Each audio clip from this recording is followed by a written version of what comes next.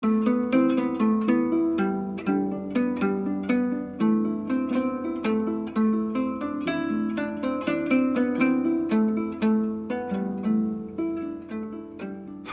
I'm Peter Adamson, and you're listening to the History of Philosophy podcast, brought to you with the support of King's College London and the Leverhulme Trust. Online at www.historyofphilosophy.net. Today's episode, Help Wanted, Augustine on Freedom. Everyone says things they regret. The politician committing an embarrassing gaffe during a debate. The child casually letting slip to her babysitter that if her parents were home, she would have been in bed a long time ago. Eve saying to Adam, "Sure, I know he's a serpent, but I think he makes some good points." But not many people sit down, look over what they've said, or written, and compose an entire book listing places where they might have chosen their words more carefully. Augustine did. A few years before his death in 430 AD, Augustine composed the Reconsiderations, in Latin Retractiones, which surveys his own major writings and singles out passages for correction or further comment. This would have been no small task. His writings were staggeringly extensive. An aged Augustine was himself stunned to see, when he counted them up, that he'd written 232 works. But, however large the task, Augustine had a good reason to reconsider his words. They had been thrown back at him by opponents, who gleefully seized on passages in Augustine's earlier books. "Look," they would say, "our view is so reasonable that Augustine himself agreed with it only a few years ago." One example was a work Augustine finished writing in 391, called On Free Choice of the Will. Looking back on this work, Augustine admits that he did not always state his ideas about freedom and divine grace as fully as he might have, but he is adamant that his opponents are wrong to see the earlier Augustine as an ally. Opponents were something Augustine never had in short supply. We've already seen him telling the story of his disenchantment with the Manichaeans in the Confessions, and he went on to write numerous works attacking them. In fact, throughout Augustine's mature career, he was always writing attacks on some group or other. This side of Augustine's persona can seem rather unpleasant. As the scholar J.J. O'Donnell said, "A man who could go 43 years from conversion to his grave without ever a moment when one or another polemical work was not on his plate must surely be thought to be part of the problem, not part of the solution." But this was an age of polemical dispute, and Augustine was far from unusual in turning his finely honed rhetorical skills to the task of written refutation. Augustine's case was unique in another respect, though. The theological positions he staked out in the course of these debates became fundamental to Western Christianity, as we see it in the medieval age, in the Protestant Reformation, and still today. Apart from the Manichaeans, he had two main groups of antagonists, the Donatists and the Pelagians. The Donatists emerged decades before Augustine's birth. They were born out of the anti-Christian persecutions that occurred at the dawn of the 4th century. The Emperor Diocletian had commanded Christians to engage in sacrifice to the traditional Roman gods and to hand over church property and copies of the sacred scriptures to the pagan authorities. Members of the clergy who complied were denounced by hardliners, leading to a split in the church. The Church of the Hardliners was named after Donatus, a bishop of Carthage. The Donatist movement taught that priests who were guilty of collaboration could no longer perform a legitimate baptism because they were corrupted by sin. They also believed that Christians may need to be baptized a second time to cleanse them of sins committed after their initial baptism. The Donatist church was particularly strong in northern Africa, where Augustine was born and where he became a bishop. He devoted a great deal of energy to destroying it. He was an influential presence at a council in Carthage in 411, which condemned Donatism, and he enthusiastically supported a new imperial edict, which, rather ironically, persecuted the Donatists by outlawing their faith and making their property subject to confiscation. Though Augustine's support for this merciless treatment is not attractive, one can see why he found Donatism pernicious. Not only had it led to schism, but its counsel of perfection threatened to undermine the most basic functions of the Church. If the Donatists were right, one would need to know the state of a priest's soul in order to be sure one had been successfully baptized. Worse, even a successful baptism could be only temporary, since it could be undone by sin. Augustine's objection was not only practical, though. Where the Donatists saw the Church as a separate community, purified of sin and destined for heaven, Augustine thought that baptism or no, humans remain prone to sin and constantly in need of God's support to resist that temptation. In the Confessions, he describes his daily struggle against the lure of various pleasures, from food to music to sex. This is not just confession, but a way of making a broader point. Theological conviction and personal experience taught him that the tendency towards sin is an unavoidable part of human life, not something that can be washed away in a single ritual. Baptism is still necessary, of course, but it signifies not the elimination of sinful desires, but openness to God's help in overcoming those desires. So, despite his reputation as a grim and demanding moralist, in this debate, Augustine was actually leading a fight against moral perfectionism. The same is true of his polemic against the Pelagians. The Pelagians were a group of more recent origin, named after Augustine's contemporary Pelagius. The core of their teaching was that if God commands us to be good, it must be within our power to be good. After all, it makes no sense to command people to do things they are not in a position to do. If I command you to finish listening to this episode, then you have the ability to comply. But if I command you to transform yourself into a giraffe, you'll reject my demand as being not just silly, but impossible. Pelagius further argued that in order to be in a position to follow God's command, humans must possess a capacity for free will. It is in everyone's power to come to virtue by exerting this power of choice. His view was taken up by Julian, bishop of the town of Eclanum in southern Italy. He became the main opponent and target of Augustine, who wrote a series of increasingly hostile and polemical works against the Pelagian doctrine.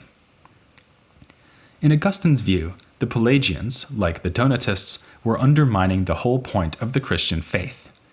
If, as they claimed, the human will is sovereign and capable of resisting sin all on its own, then why does God need to send his Son and allow him to be sacrificed?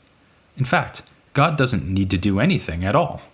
He can just wait to see who achieves goodness and who doesn't through the exercise of free will, and then dispense reward and punishment as appropriate. On the Pelagian view, Christ seems to be sent more as a moral teacher who encourages us towards virtue than as the indispensable source of salvation. That's a view we found some of the more intellectualist church fathers flirting with, so it is no surprise to see it turning up here in Pelagianism.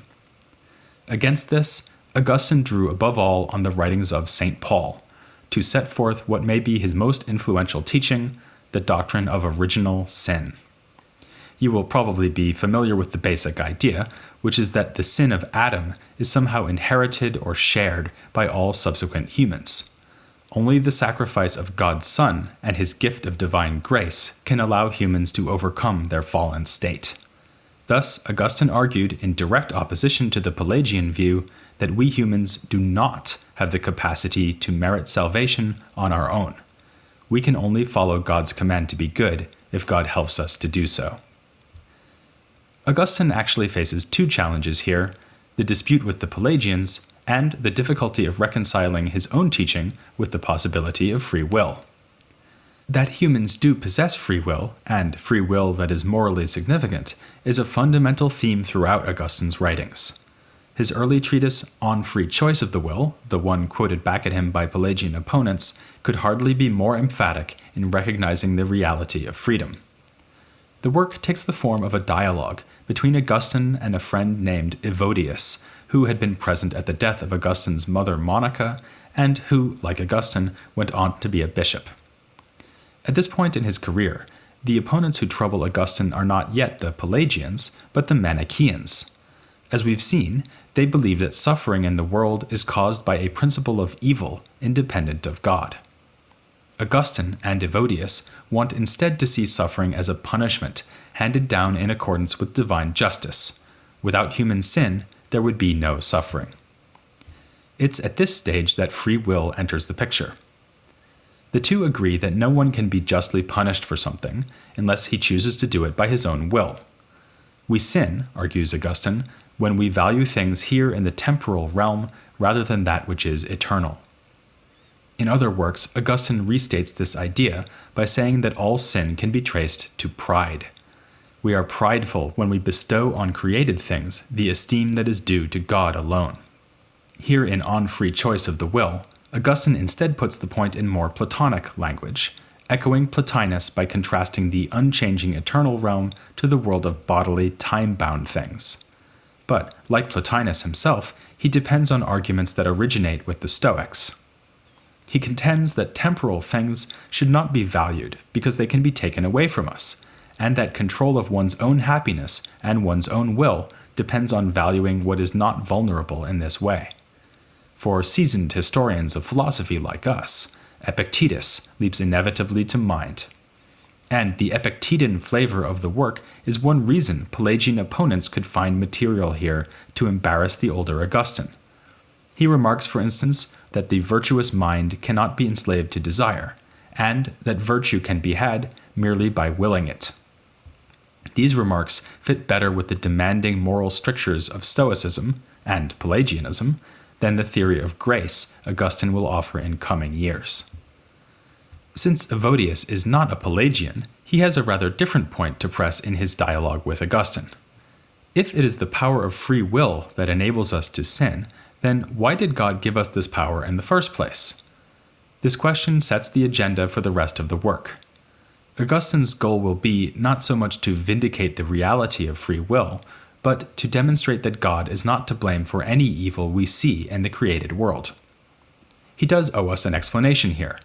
Having rejected the Manichaean solution of explaining evil and suffering by appealing to a second principle opposed to God, he must show that all badness can instead be traced ultimately to human choice.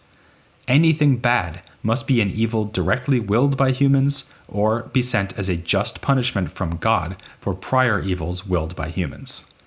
Hence Evodius' question, why did God give us free will if it leads to such horrendous results?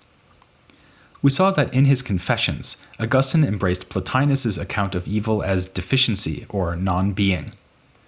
He accepted the solution to the metaphysical problem of evil, the problem of how anything bad can arise in a world that derives solely from a good cause.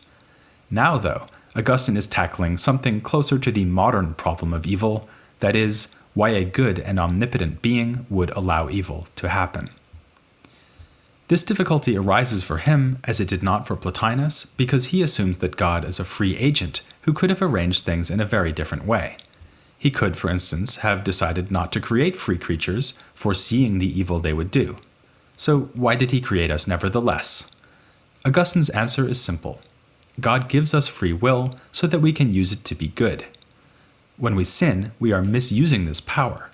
But we should no more conclude that the will itself is bad than we would think that our eyes or hands are bad because they can be used to commit evil. Indeed, it makes no sense to complain that God makes it possible for us to sin.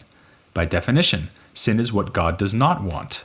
So if we sin, it must be because we are departing from what God intended us to do with the powers he has granted to us. Thus, the human will is, as Augustine terms it, an intermediary good, that is, something that is necessary for goodness, yet can be used for evil. In this, the will falls between greater goods that are necessary for good and never used for evil, like virtue, and lesser goods, like the goods of the body. These are, as the Stoics said, not even necessary for living a good life. But Evodius sees another problem looming. Even if it was not a mistake for God to give us free will, how was it possible for him to do so? After all, God knows everything we will do before we do it. How then can we be free? If Augustine himself could have seen the future, he would have known that this so-called problem of divine foreknowledge would be discussed again and again by philosophers down through medieval times and into early modernity. But a non-theological version of the problem had already been posed before Augustine. Back when we looked at Aristotle's logical works, we discussed the so-called sea battle argument, which he raised in the 9th chapter of his work on interpretation. There, Aristotle asked, if it is true now that there will be a sea battle tomorrow, then is occurrence of the sea battle inevitable and hence necessary? Augustine is considering more or less the same issue. He adds, however, that God knows there will be a sea battle tomorrow. This changes things in two ways. First, one solution available to Aristotle was to deny that there are present truths about such future events. But that solution is now taken off the table. There must be a present truth, because God already knows it. Second, it may make a difference that we have introduced divine knowledge rather than mere truth. For if God really has knowledge of a future sea battle, then he has total certainty about it. He simply can't be wrong. And one might suppose that this certainty yields the necessity of the sea battle where mere truth wouldn't. Another difference is that Augustine's discussion is more narrow than Aristotle's. He is concerned not with all truths about the future, but only God's knowledge of what people are going to will. The solution he offers will work only for this case. He tells Evodius that it is incoherent to worry that God's knowledge necessitates anyone to will anything, for no one can will anything if he is necessitated. This solution looks rather inadequate. Evodius should respond to Augustine by saying, I am not anxious that God necessitates me to choose freely or to will anything. Rather, I am anxious that because God foreknows what I will do, I do not do it by free choice or by will, even if it seems to me that I do. Evodius doesn't press the issue in this way. If he had, Augustine might respond that it is simply obvious that we do exercise will. This shows that we are not being necessitated by God's knowledge or anything else. Something else Augustine actually does say might help, which is that in general, no one makes anything happen by knowing it will happen. If I tell you that I will introduce another example involving a giraffe pretty soon, then you might thereby know I will do it, but your knowing this doesn't force me to do it. So if the worry is merely that God causally necessitates our actions, this worry is misplaced. Again, that response doesn't eliminate the whole problem of divine foreknowledge, but it might be enough to secure Augustine what he is after in this work, namely to show that God is not responsible for our evil choices. Can Augustine still absolve God of blame later in his career, once he has developed his doctrine of original sin against the Pelagians? According to this doctrine, I cannot be good unless God offers me the assistance of grace. Doesn't that mean that if God decides not to help me, I am condemned to sin? After all, without grace, I quite literally cannot choose to be good, or at least cannot be effective in so choosing. I will, at best, be in the situation Augustine so memorably describes in his Confessions, wanting to convert to virtue and purity, but unable to do so because of my lingering sinful desires. Here's a possible solution. Even if I cannot have a good will without God's help, perhaps I can, without his help, wish to have a good will. This wish is what philosophers nowadays call a second-order desire, that is, a desire about another desire. A standard example is wanting to quit smoking. The simple desire to smoke is a first-order desire. The desire to lose this desire to smoke would be second-order. There are also second-order beliefs, as when I believe that my belief that giraffes are tall is a true belief. See, you were right. I did use a giraffe example. I suppose this was inevitable. Now, using this terminology, we can say that even if we can't help having sinful first-order desires for sex, wealth, and so on, we can at least form the second-order desire that these first-order desires go away. As we know from the Confessions, that is exactly what Augustine so fervently hoped in the time leading up to his conversion. Already in On Free Choice of the Will, Augustine seems to be considering this solution. He speaks about the will's ability to apply to itself, that is, to have a will to will something or not to will it. Hence our possible solution: it is in my power to will to have a good will, and when I so will, God steps in and helps me to have a good will. This would fit well with Augustine's earlier remark that I can be good simply by willing to be good. But the solution presupposes two things, neither of which Augustine can accept once he sets his face against Pelagianism. First, good second-order will would only be guaranteed to succeed if God must help whoever wants their first-order desires to change. But grace is a gift, not something to be received on demand.